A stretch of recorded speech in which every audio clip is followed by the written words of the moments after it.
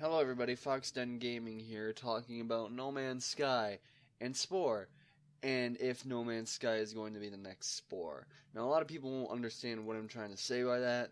A lot of people are going to say, well, Spore is a creation game and a god simulator. You can't compare the two. Well, in retrospect of that, yeah, you can't really compare the two. And when people say like, oh man, No Man's Sky is going to be just like Spore's like space stage, except an entire game. I don't really like that idea. I mean, it can happen to a degree, but I don't like the idea of people saying like, "Oh man, it's just going to be like really bad because it's just like Spore in the space stage." When people say that, I find that to be an ignorant statement because they don't really understand, like what the more complexities of each game entail. But that's beside the point. What I'm talking about is hype and expectations in games. Now, you're probably wondering, well, what do you mean expectation in games? No Man's Sky already has like really high expectations, and that's exactly what I'm talking about. See, the thing is, Spore was bad. Spore was bad. Sorry about that. Spore is bad because it had the issue of it was so overhyped and like demos were shown and people were so excited for it and so happy that this revolutionary game was coming out that it was like, wow, people were like clamoring to get to this game. And a lot of people really wanted to play it. Now, Spore that came out was not the games that were shown. Spore's demos were really, really good and really impressive. And the game that we got was not impressive at all. Granted, you could still create creatures and stuff. That was cool, but then they took out a lot of things that, should have been in the game. They dumbed down a lot of the aspects of the game. They ultimately made a game that was so simplified and so just borderline, basic that it wasn't the game that we were promised anymore. And I feel like, especially with me, I was really mad because I had been waiting for like a long time for that game, like 2 years, 3 years. I was waiting for it, and I was like, oh my god, can't wait for this game. Came out, was sorely disappointed, and was really unhappy with the game that I got. Now, a lot of people are probably just going to say, well, don't be a little nitpicky little shit, and just enjoy the game. And, okay, I guess. That's fair, that's a fair point. Okay, don't be nitpicky. But it's more the issue of the game was more or less really heavily falsely advertised. I wouldn't mind if they had shown like a heap of gameplay, and how it changed afterwards. I feel like then a lot of people would have been like, oh, so that's what the game's like now. Fair enough. And then they would have been like, okay. And they wouldn't have gotten like the rug pulled out from under their feet when they played the game. You know what I mean? It wouldn't have been such a big deal with the game. And now, with No Man's Sky, it's kind of the same thing, where a lot of people are really, really, really hyped up for it. People are so excited for this game. I've never seen such a universal like level of excitement for a game before. Like, you hear about like, oh, Resident Evil came out, and some people are really excited, other people aren't. Hear about Silent Hill's coming out, lots of people are excited, but still not everybody's like universally excited. And when it got canceled, a lot of people were unhappy with it. But not everybody was like universally like, oh, fuck Konami, People were just like kind of universally like, But No Man's Sky seems to have this very universal like happiness to it. I don't know how to explain. Like, everybody's on board with it and everybody wants to play this game. And that's really cool. But it's also kind of scary because say if the game's hype is too much for it and it can't hold up to people's expectations, then what's going to happen? What might what might end up happening is the game is going to just completely crash. And that's a sad and scary thought to me because this is a game that really has had a lot of work been put into it. A lot of work has been done on this game to make it as good of an experience as possible and to see if it was like not what people were expecting and people were wanting, people would be very, unhappy. It might ruin their reputation as a game company too. That would be really bad to try a super ambitious project and just fail. I would really just hate to see that.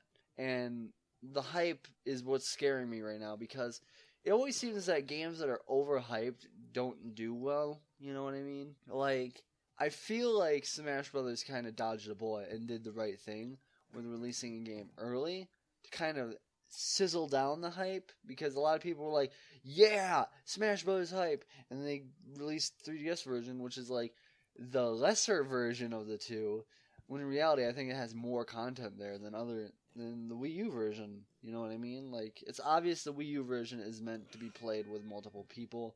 The 3DS version is meant to be played alone. And that's fine. You know, it's not that big of a deal.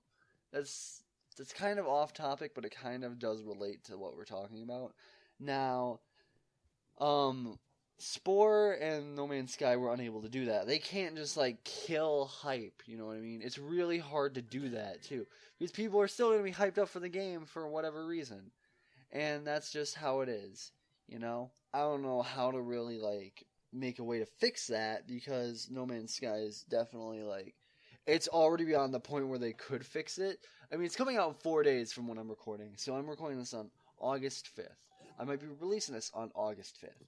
So just keep that in mind, that this is before No Man's Sky.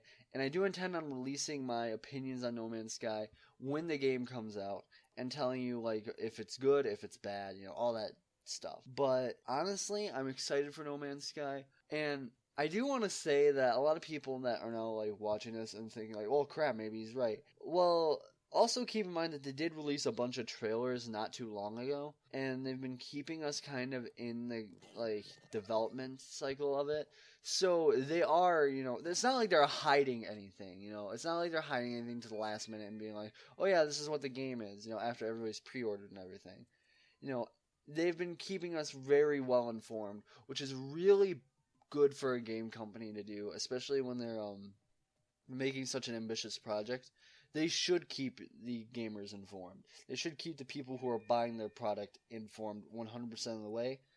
At least, like, non-spoiler territory. Like, it should be all about, like, the gameplay and, like, if things are working and doing things properly. You know what I mean? Like, people saying things like, oh man, you know, game companies don't really care about gamers anymore, and Spore is a good example of that. Well, I feel like Spore is also kind of a fuck up on, like, a company decided to meddle with it, and maybe it was a cost effectiveness or whatever. I don't know. Something like that. But Spore, you know, I'm not saying Spore is a bad game either. Spore is an okay game if you play it without the idea, like, that this game could have been way better, and looking back on, like, old trailer footage, you know? And it's kind of sad, but at the same time, it's, like, it's kind of real, too. Because that was a game that was ambitious and trying to do something that not many other games have tried to do. So, with that, you know, it was very, I guess, innovative, and it kind of pushed other people to make better games of it. So, like, now Thrive is actually a thing. And for anybody who doesn't know what Thrive is a, it's an evolutionary game that stays true to science, and is basically going to be the next generation of Spore, and it's going to be way better, I think. And if you really want to go look at it, go and support Thrive right now.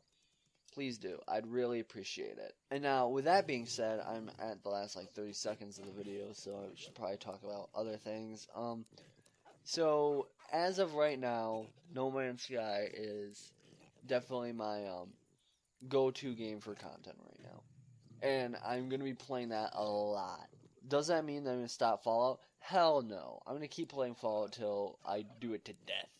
And I'm also going to be playing, like, other games, like, probably smaller games that, you know, I can do, like, little 10-minute videos, or just do little talky videos like this, where I just talk about things like, I don't know, like, tell stories, talk about my opinions on other games, explain why certain games are going to be bad and why other games are going to be good, things like that, you know. And I guess, also, I do want to talk a little bit, just right off the bat, that I am excited for Sun and Moon. I am super excited for those games. And I would record those, but I can't, because I can't really afford the capture card for 3DS, and plus it's like I don't really like to play those types of games on recording. I would like to do a Pokemon game though for a like I don't know, like Nuzlocke run. If people are into that, I'd do that. But yeah, so if you like this video, like, comment, and subscribe for more. And I'll be sure to see it in the next video where hopefully I'm not talking about this again in a negative light and giving No Man's Sky bundles of praise, you know. So I'll see you in the next video. Bye-bye.